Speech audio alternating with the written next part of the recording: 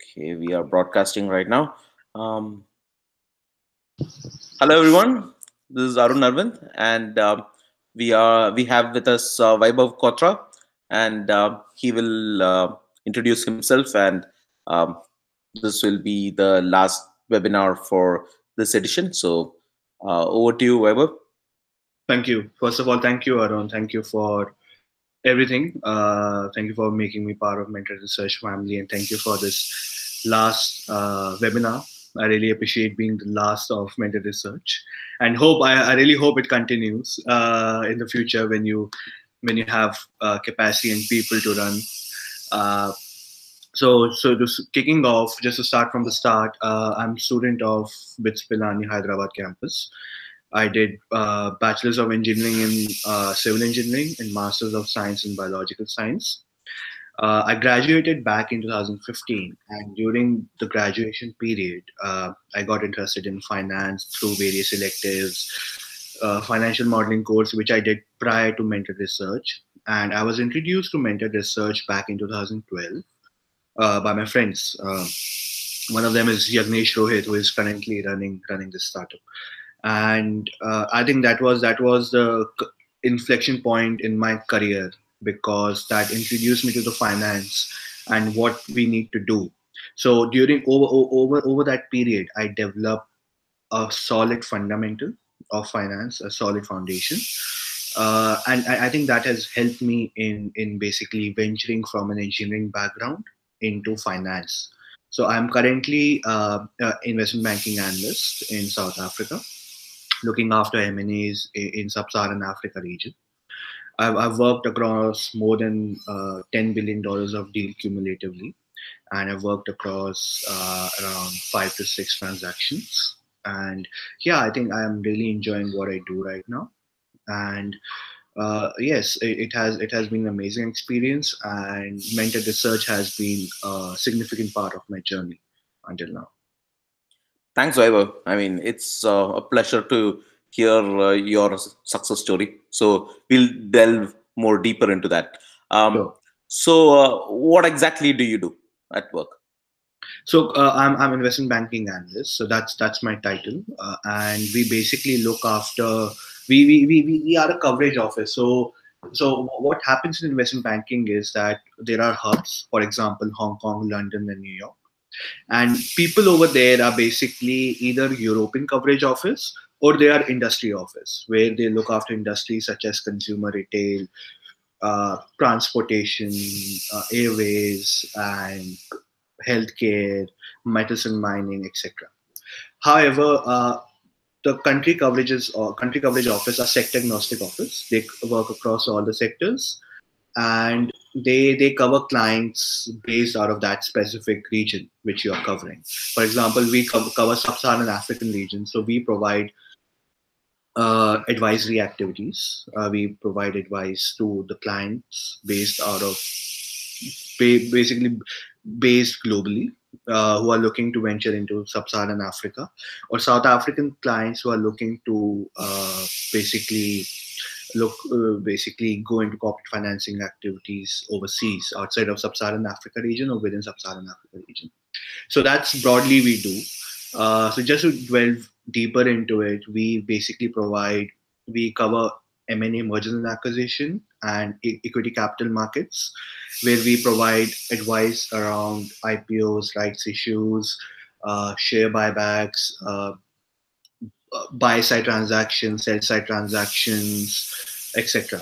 So this is some of the very high level things that we do as an investment banker, and we cover a spectrum of sectors, including telecom, consumer retail, which is very active in South Africa, metals and mining, infrastructure. So this is what we cover. I would say that is like 80 to 90% of our client list based out of South Africa, and we deal directly with the CEOs, CFOs, and head of M&As of these big conglomerates, and we basically advise them on some transactions that they are looking to do. So I was currently working on a buy side transaction for a big telecom company, and it was a very detailed and very insightful experience. Basically, how transaction unfolds in an emerging market, in a very volatile market in South Africa. So I think that was you have a very steep learning curve. Uh, you are dealing with a lot more issues compared to developed market like London. And for example, you have to do due diligence on many aspects which you might ignore in developed market and take for granted. So I think that that experience in itself is a very insightful and learning experience, and you learn a lot about the transaction. And yeah, I mean, this is where I am, and this is what I've been doing for the past 1.5 years. So prior to this, I was based out of Mumbai. So I got to JP Morgan in 2014 actually as an intern, which was as a part of my practice school, or as a part of my internship program. So since I was a dual degree, I was expected to do 1 year of internship with JP Morgan, and so I was selected for it, and I was lucky enough to do my internship in TMT Asia Pacific Group. So I supported Hong Kong, being based out of Mumbai. After that, after basically receiving an offer after 6 months and then continuing my internship, it was a 6+6 program. I saw an opportunity in South Africa country team. It was at that point in back in 2015. It was a sole member team. I had enough experience on my resume within JP Morgan, and I thought I could handle this. So I applied for it. I was interviewed, and I was selected for this position. So I basically started working with South Africa team back in June 2015. I went to South Africa for rotation in August 2015. It was a 3 month secondment which everyone has to go, being part of JP Morgan CRG division, which is centralized research division. Okay. And after that, I was basically I was given an offer to join the team full time and be based out of South Africa. And basically, there were no second thoughts about taking it, frankly speaking. And I signed the offer letter and everything. However, getting a work visa for South Africa is such a mission that it took me around 8 to 9 months to get my work visa, and I subsequently joined the team in October 2016. So yeah. So, So what is the what is the difference? difference? That's some kind of a. Okay, what's the difference between the work that you started doing as an intern to what you're doing now? So How so did it? so How the did that major change? sure. Hmm. Sure. Thanks for the question.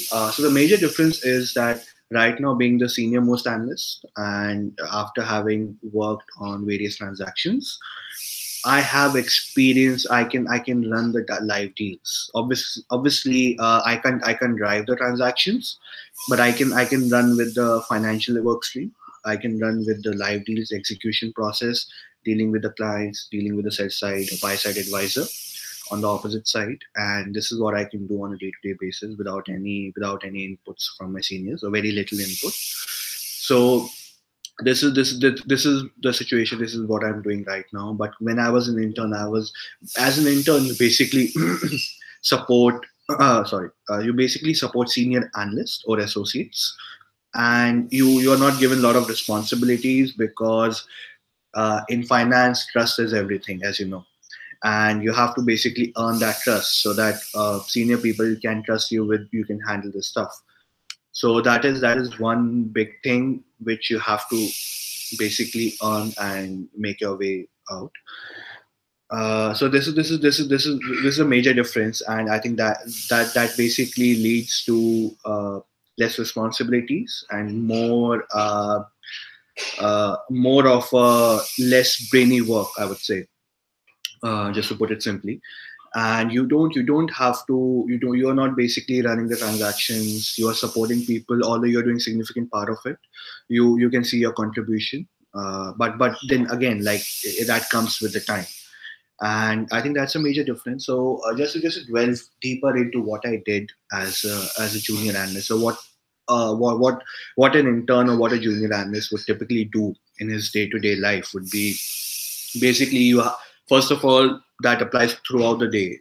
By the first thing, when you hit your desk until in the late evening or night hours, that you have to be on top of your emails. You can't miss your email.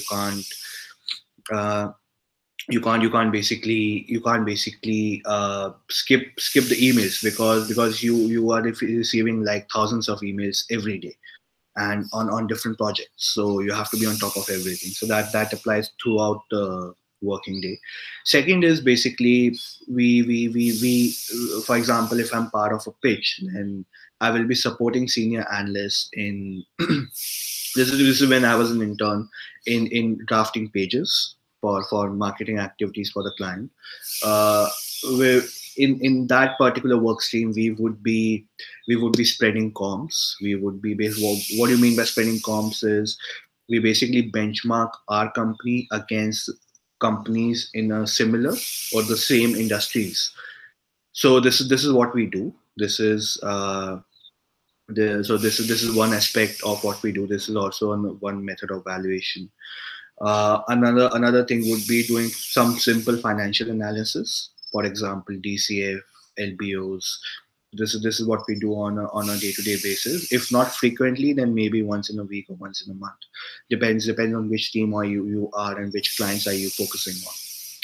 So that is that, and then you have to basically in order to gain some brownie points with your seniors, you have to basically on top of news, you have to start following the sector you are interested in. For example, I was very much interested in consumer retail, and I used to follow that sector very religiously, and I used to basically send news alert to my seniors, the head of consumer retail in South Africa and head of sub-Saharan Africa. So and they used to like that, because the first thing that hits in the mailbox is basically what's happening in that sector overnight, and any major developments in the morning, and they were on top of it. So if they're going to a meeting and they are not aware of it, so that might take them by surprise. So they can just go read one liner and few points about that. So I think that is one aspect that I used to do very very frequently. Yeah, and these are some of the aspects that you do, and mostly you see investment banking analyst at a junior level is not a rocket science. And if basically what you need to be, what you need to do is be diligent, and you can't afford mistakes. 99.9% is not enough. You have to be 100. It has to be 110%, because you have to master the act of formatting. There shouldn't be any spelling mistake. There shouldn't be any formatting errors in the presentation. And then obviously the financial analysis is given. That's what they're paying you for. So it has to be perfect, because if it's not perfect, then you're not doing your job. So I think these are some of the things that you do and you need to master as you grow in your career as an investment banker. And once you have mastered the basics, then you basically start working on executions and start, and then once you know the process, how the process is run, you can start running the live deals, start executing it without or very limited inputs from seniors. So I think this is what you gain over the course of years. What's your typical day like? That's what I explained. Sorry, this is what I told about a junior analyst or an intern. So my day typically starts with having a morning coffee. After that, you basically check the news. I start every day at 8 or 8:30, and so I check the news to see if there are any major developments overnight or in the morning, and it usually works out in such a way that there's some major news run or some company has gone bankrupt, which was like one of my very recent experience. And then you basically follow it, keep your seniors updated, and do whatever you need to do as a part of your firm. So so this is how my day starts. And then basically once it hit 10, so once it hits 10 o'clock, you are basically, you start receiving, because that's the time when London wakes up. We are 2 hours ahead of London, keeping in daylight time saving. So that's the time when London wakes up, and you start receiving emails from banks which are currently based out of London and you're working with, or within South Africa, which starts way early. So that's when the execution email starts coming up. You have to get on with your work streams. Uh, there are calls throughout the day. For example, I've been on calls since 9 a.m. until 5 p.m. in the evening, and they were all different calls. So I didn't even had 1 minute to myself. Basically, I was just basically getting on calls one after the another. So I think I've seen those days as well. It depends. So if there are calls and you attend, sometimes, for example, on an execution transaction, there are weekly calls. So if you are senior enough, you get to lead it. You get to basically moderate the call that what you're doing right now. But there are various parties: lawyers, accountants, senior partners at accounting firm, senior clients, CEOs, CFOs, and then senior partner at legal firms. So basically, you're moderating them and just making sure that the discussion is going in the right direction. So this is what I do because clients would like to get these weekly things out of their way early in the day. So that we basically try to do that in the first half of the morning, before noon or sometime early in the afternoon. And then after that, you basically have sit downs with your directors, senior people in office, to basically discuss the marketing materials, or any activities that they might be doing it over the next 2 weeks or 3 weeks. And after that, basically, until 4 o'clock, you are just managing your day, how it's going to be. You haven't even started working, you are just managing your day and you're managing the transaction. After 4 o'clock or 5 o'clock, you basically have little downtime where you can go to gym, you can grab another cup of coffee and just relax a bit. After 5 o'clock, then seniors start leaving, and then you basically start working. Although your day actually starts at 5 o'clock because you don't have fire drills. Fire drills is something that you're working on urgently. Your senior needs something, he's running off to a meeting, and while he's in the car, he wants you to run an DCF model or run an LBO model, which has to be done in next 20 minutes. So I think these are something which are very high tense situations, and you wouldn't want to be part of it. And they're not so bad. You get used to it, but then you do it frequently. So after 5 o'clock, your day starts, and you start working on the stuff that you have been managing for basically almost full working day. And then you start drafting pages. Then you basically, if you're working on some transaction and there are some legal materials, and then you start drafting that. Or if you're running if you're basically part of some transaction which requires financial analysis, which every transaction does depending on the stage, then you basically start doing that as well. And you have to do some of the days you have to do everything what I stated in one day. And the usual working day is around, I think South Africa has a bit lighter. It is not as active as London, but I would say the usual working hours for anyone would be around 15 to 18 hours every day. So as an analyst, and then it actually remains the same until you become a senior associate. Basically, 5 years in the firm. And one of my VPs, who I frequently work with, he told me that you have, for the first 5 or 6 years in investment banking, you have to be like sponge. You have to absorb everything, keep absorbing, because that's when you become an excellent VP. That's when you start leading the transaction. You are covered on your financial or your concepts, and then you basically start assuming the role of director. So you have to always be acting one level up.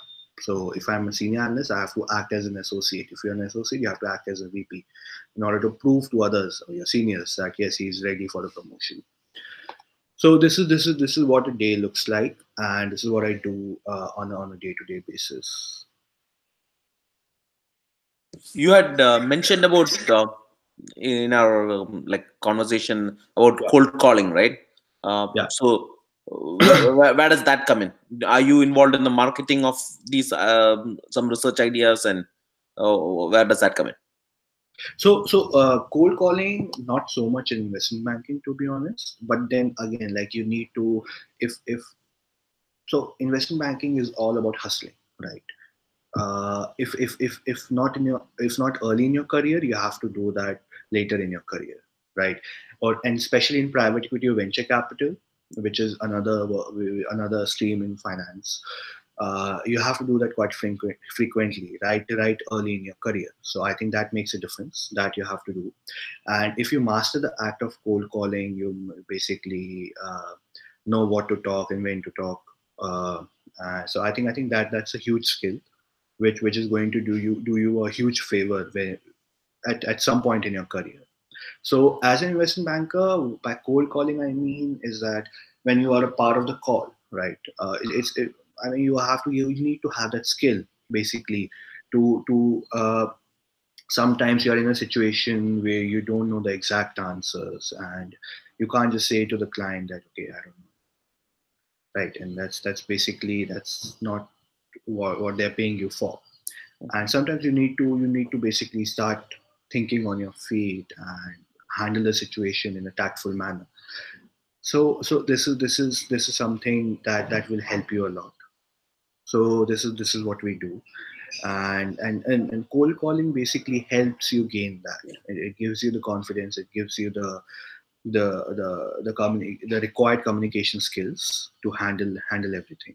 So I think that makes a huge difference, and I think every student, not necessary to be part of finance, and they need to master this act of cold calling, and it helps you to network as well. And you can call people, and you can email people, and if you're looking for an opportunity, and it helps a lot. So I think this is something which I learned after coming into the workforce, but I think I should have learned it before, while I was still in the college. So this is I would advise students to basically master the act of communication and talk to people, and basically drive the communication. So this is something which is a valuable aspect that you can learn, and you should invest into it.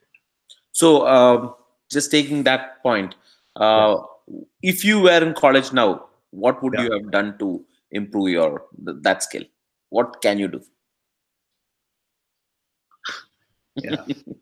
Talk to, the only way you can learn, you can upskill yourself in this skill is basically talk to as many people as you can. I think in India or across the world, there's a group known as Toastmasters. Mhm. It's an excellent group. I've seen many people who have basically changed their lives by being part of it. So if you get a chance, you should join it. There's one in Hyderabad as well. Just Google it, and you will find the contacts. And this is something that you should do. You should be part of debates. You should basically open up yourself in terms of communicating to people. You shouldn't.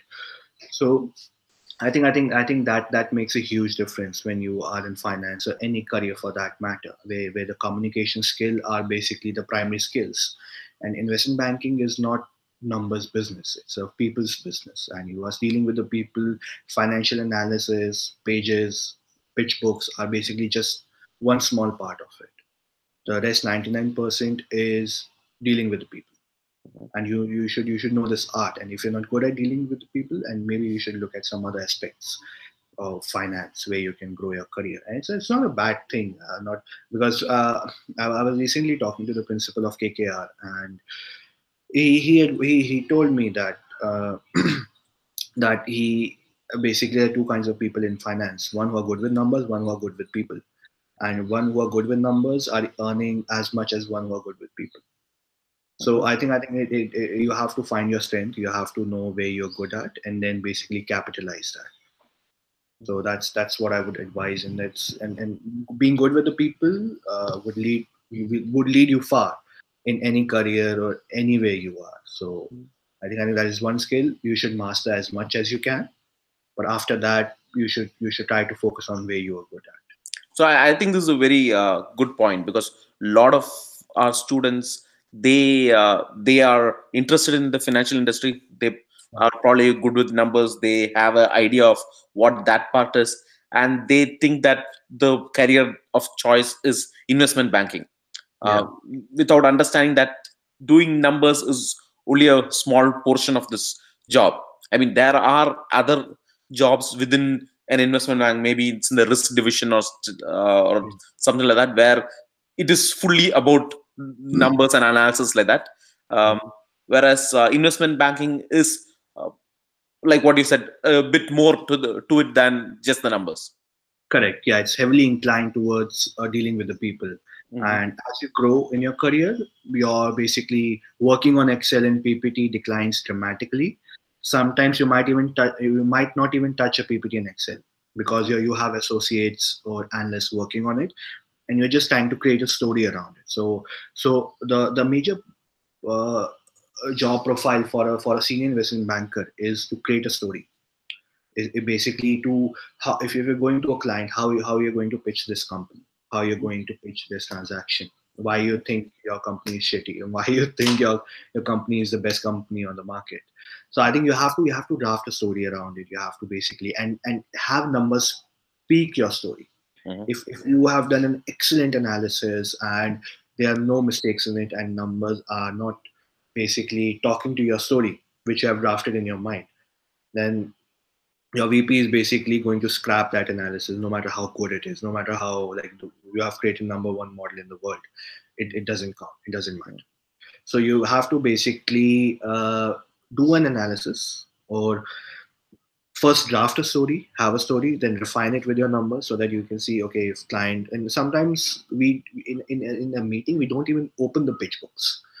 So I've got one very respected individual in investment banking who I know, and he told me that one of the best meetings he attends is where he doesn't even open the pitch book, because then the conversation is flowing. You're not referring to the pitch book, you're not referring to the pages when you're talking to the client. He's talking to you, he's answering your questions because uh, when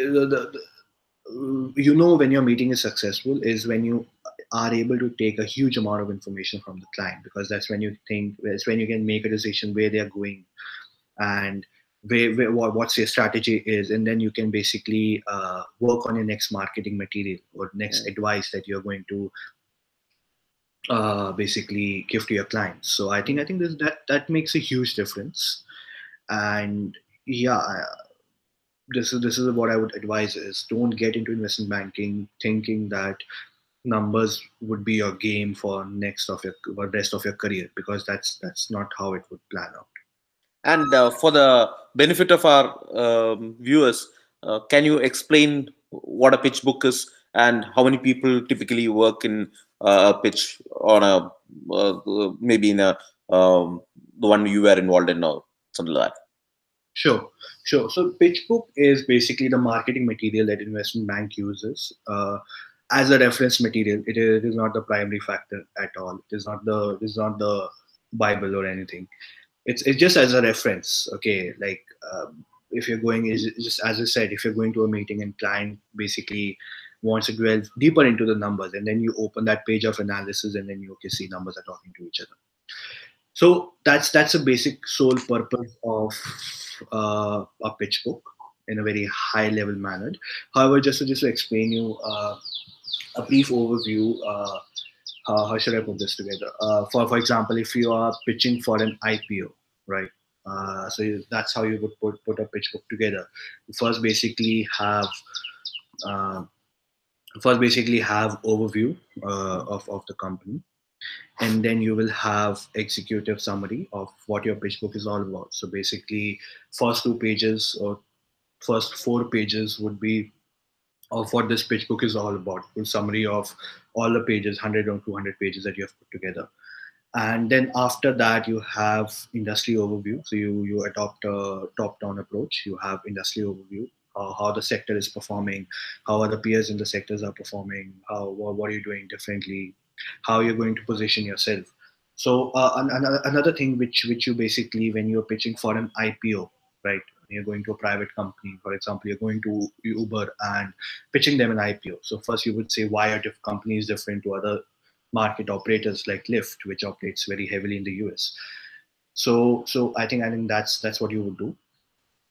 Uh, uh, which are basically key investment highlights. That's what you call them.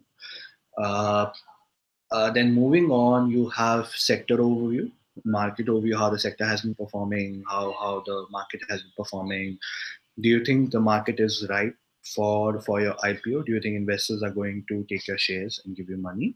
So that basically comes into this section. Moving on, you have company overview. You basically give what's your understanding about the company, right? As an investment bank, what do you understand about the company? Do you understand its numbers if they are available? Do you understand what we do? What's our business model? That's what you put, so that to give a brief idea about the company, that the bank that we need to hire has a good idea or a fair idea about what we are doing in this business. Mhm. So that's one section. That's another section. Then after that, we basically start working on. That's another section. Another section what we add is why we should IPO this company and what are the key investment highlights. Then you basic the investment highlights, 6 7 investment highlights that we had in executive summary as a one liner. We basically expand into that. So we basically, for example, it has a very strong management. Let's say from some random company has a very strong management. So you would say that the management, CEO, CFO, CXOs have 15 or 20 years of experience in that particular sector, working at a different company, and it has a very centralized operations, or let's say it's a very acquisitive company and has been growing at a rate of 20% per annum. So I think that you basically would want to highlight that. So basically that's how you are going to position this company to the investor base, right? Mhm. So that's one thing. Then another thing would be fees. So that basically comes into appendix, how the capital structure is going to look like. Mhm. Are you going to pay dividends? Are you going to pay? Are you not going to pay dividends because you're running short on cash? Or what's your fee structure? Mhm. So these are some of the things that you would expand into. So I've just given you very detailed, or not very detailed, very high level broad strokes of how the Mhm. pitch book is going to look like for an IPO. Um, so now let's go from a student point of thinking, Yeah. right? Um, uh, in your team, um, what kind of backgrounds do most people have? Uh, let me talk about it more generally. Okay. Yeah. So people in investment banking in hubs especially, they have a very diversified background. Mhm. So like for example, I am an engineer and master's in biological science, and I'm in finance. So I'm very unique in this space because most of the people, they are either accounting CAs. There are a lot of CAs in investment banking, Okay. and investment bank loves CAs. Mhm. Not in India so much, but abroad a lot. In South Okay. Africa or in London, they love CAs Mhm. or CPAs in US. Mhm. So there are a lot of people who have done bachelors in accounting or finance, or have pursued masters. So that's where most of the people would be coming from. People from finance or accounting background. Uh, I would say that comprises of 60 to 70%. Mhm. Rest would be diversified. Rest would be philosophy major, political science, engineers, and most of the engineers come from India. So I've Okay. met a lot of people, and most of the people, most of the bankers in London are Mhm. engineers who are from BITS, IITs, NITs. Mhm. Even if you Google, I mean, that's how they got in. Mhm. So your background doesn't count. So So tell me one thing. So you said about all these arts majors yeah, and stuff like that, right? yeah. Um, in India, if you are not in BITS or IITs, what is your Yeah. path to get into this? So if you're not, so see, so one thing which is very uh, negative about this industry is that they're looking for a brand. Mm-hmm. They're looking for a pedigree, Mm-hmm. basically, just put it in a very simple manner. And they want to basically have students who are from IIT, BITS, or reputed college at a bachelor level. For example, even JP Morgan or Goldman Sachs, or anyone, or reputed budge brackets. They're looking for people who have a pedigree. So that's where they would like to hire from. Mm-hmm. Let's say if you didn't manage to break into these colleges, IIT or BITS, so what you could do is basically you could think about the next step. You could do 2 years of work. You could get 2 years of work experience working somewhere else, and then go for an MBA. If not, then you should go for an MBA right after college. If you're not, you're not from these two colleges or these three colleges, including NIT. So I think this makes a difference, especially if you want to pursue investment banking, because it's very difficult. Because I've not actually met a single banker who who who was who was not from bits or from basically good colleges, premium colleges, and has not done an MBA. So basically, either they are from a tier two, tier three colleges and then have done an MBA from ABC, IMABCs or ISPs, or I don't know. I don't have a good idea about Okay. which are colleges in India currently. Uh, uh, or you are basically you are either from best colleges, engineering colleges, or bachelor colleges, and then you get into uh, basically middle office. So one bad thing about India is that you if you want to pursue your career in investment banking in India and you want to work in bulge bracket, you have to do an MBA. They won't, even if you're from IIT Bombay, rank one, and gold medalist, they won't take you. They won't take you. You have to do an MBA, because and that's a bad thing, because in abroad, what you an MBA from IMABC, full stop, nothing after that. And they recruit from these two colleges because positions are very very like every year positions are 3 to 4 because of the people movement, and they're only hiring across the banks, not in one bank, across the banks, across all the bulge brackets. So they are not hiring from anywhere else, and they will get enough pool of people from these colleges to basically fill that 3 to 4 position. So if you want to work in investment banking in India, either you have to take a very scenic route where you basically get into tier two, tier three investment bank, and then basically work your way through up. And if you're good, they might hire you. But if you're not good, then best of luck. Uh, but if you basically aiming for a job in India, then you have to do your MBA from best three colleges in India. Uh, so I think that's one drawback of working in Indian investment banking space. But outside, they don't. They look into the brand name. They because when I was in US for my training, we have the 6 year analyst program, and 80% of our batch was from Ivy League, from US. 80%. So out of 550 people, 80% were from Ivy League. So I think that basically tells you about the way investment bank hires.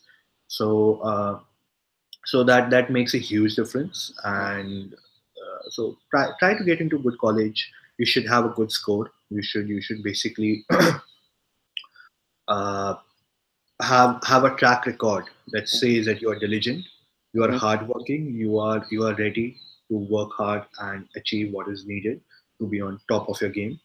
Because investment banking is all about being on top of your game, and you can't. Yeah. So, since you are in South Africa, right? So there should be some top colleges in South Africa from which JP Yes. Morgan must be hiring. Yes. So, so some of our students can potentially look at those colleges and try to. You think that is a viable this thing? I'm just trying to think of some The innovative ideas. Yeah, no, South Africa would be a bad example, because in South Africa, what you have is black employment scheme, which basically prefers employing people from a certain sect, Okay. a certain race, and they prefer to hire that because that's employment equity. And Okay. private firms or government firms, they get course for that. They get preferential treatment for that. Okay. So I was lucky enough to get into South African investment banking space, but I think now it is very difficult, if not impossible, Okay. to basically crack into South African investment banking space, because banks are basically looking to hire either South African Indians or South African black population, and even South African whites who have been there from a long time are facing a lot of difficulty in cracking the space. So I wouldn't advise people from India to go to South Africa to study, unless and until, let's say, you want to study mining, or I don't know what else. But What I would suggest is you could go to some reputed schools in London, Okay. Hong Kong, or US. So I think if you go there to Ivy Leagues or to uh, some very good brands in Europe, for example, INSEAD, LBS in London. So I think that is going to make a huge difference to your career. So I think this is what you could do if, let's say, you want to pursue your MBA after doing engineering or anything else, and you should aim for these schools because that is going to give you an international exposure, which banks are going to love because you know how to work with multicultural people and you have a good brand name. So they are going to hire you if you have a if you have your basics in place. Okay. So yeah, you should basically take that into account as well. And would you, I don't know about if you are considering an MBA or a CFA and all that, but um, typically somebody who started working in an investment bank, would you recommend they plan for higher studies like that? Uh, sorry. CFA, yeah, it does make a huge difference to your career early in finance, or but depends on the sector or which subsector within finance are you interested in. For example, if you're interested in research, sorry, just one second. Yeah. So let's say if you're interested in research or asset management, portfolio management, so I think CFA is going to make a huge difference to your career. So you should do that. If you're interested in MBA, let's say that opens up the whole world to you. You can pursue management, you can pursue investment banking, you can pursue portfolio. So MBA and CFA are not same. Mhm. CFA is very finance focused and is not going to basically make you the king of finance after you complete and get your charter. So I think because it is given that people who are in finance already have a CFA. It is so commoditized in India that everyone has it. So I'm not sure if that is going to differentiate you. Yes, from the technical perspective, it's going to make you sharp. It's going to position you in a very very strong manner. But I'm not sure if it is going to land you a job because I see a lot of CFAs who have given all the three levels in top 10 percentile with the score in top 10 percentile, and I'm not sure where they are currently. So I think you should weigh your decision. It's a very good investment if you have time. If you're willing to put in hours and manage that with your job, it's a very good investment. You should do it. But just to think that completing CFA would basically land me a job the very next day, I think it's a wrong perception. So I'm pursuing an MBA.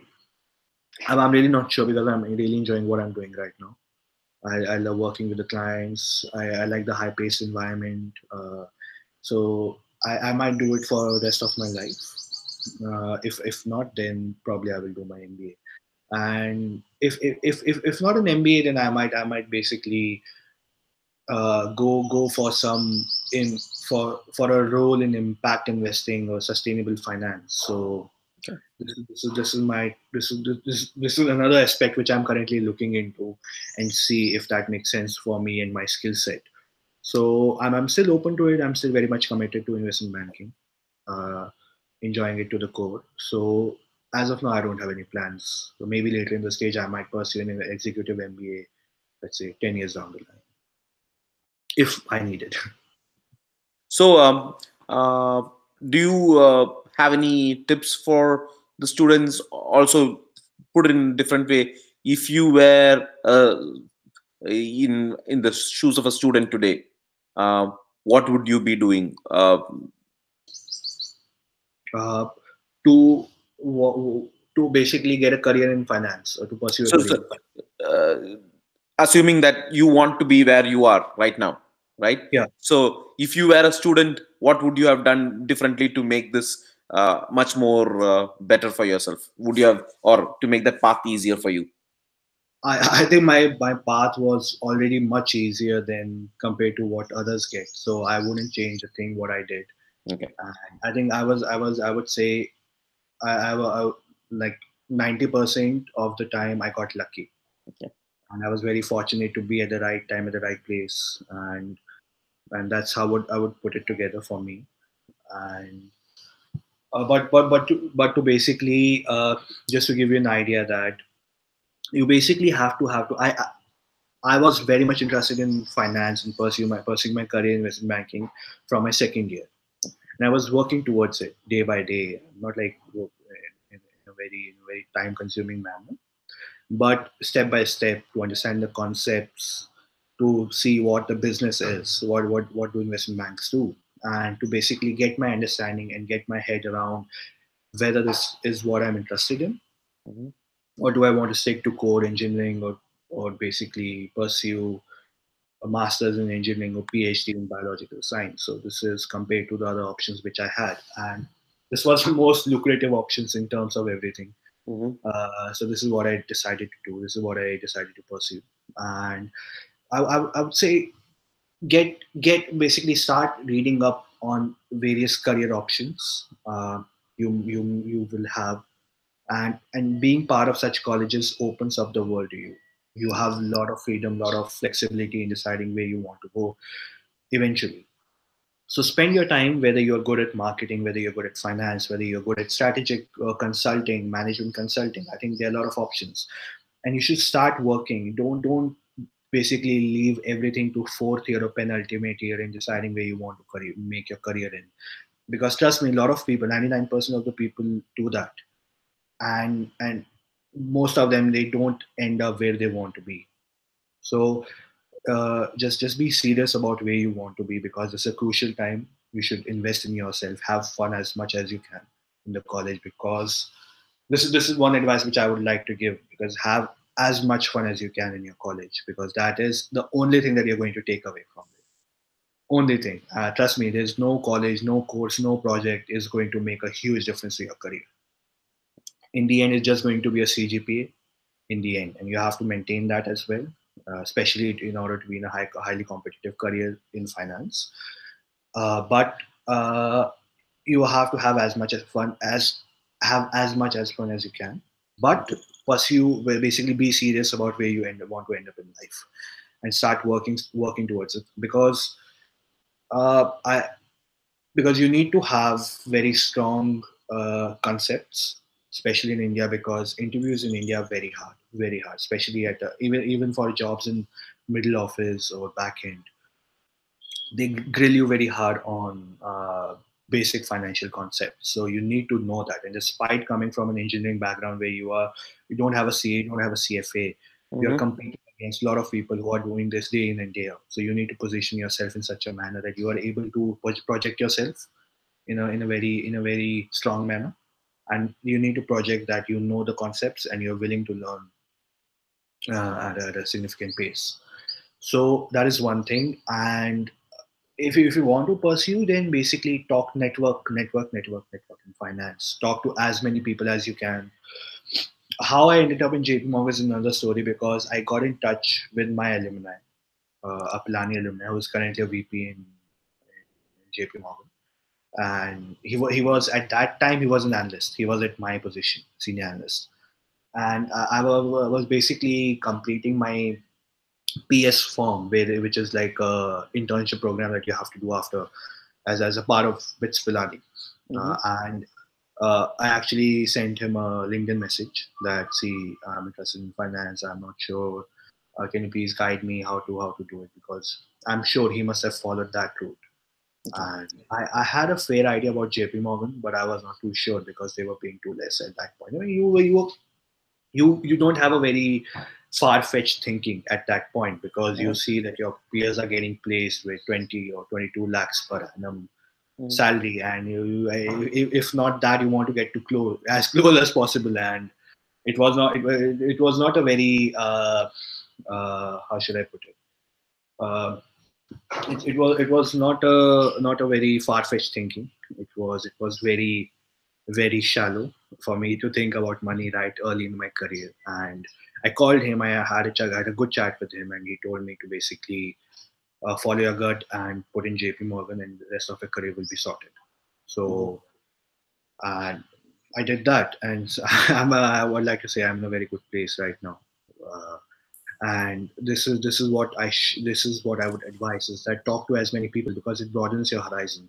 You're not expected, as a student, you're not expected to do everything, not expected to know everything. So this is going to make a huge difference to your career when you talk to people, meet multiple people who are at a much senior level to you, because they have traveled the same path and are there where they are currently, and they are in the best position to guide you and to basically make your life a little bit easier.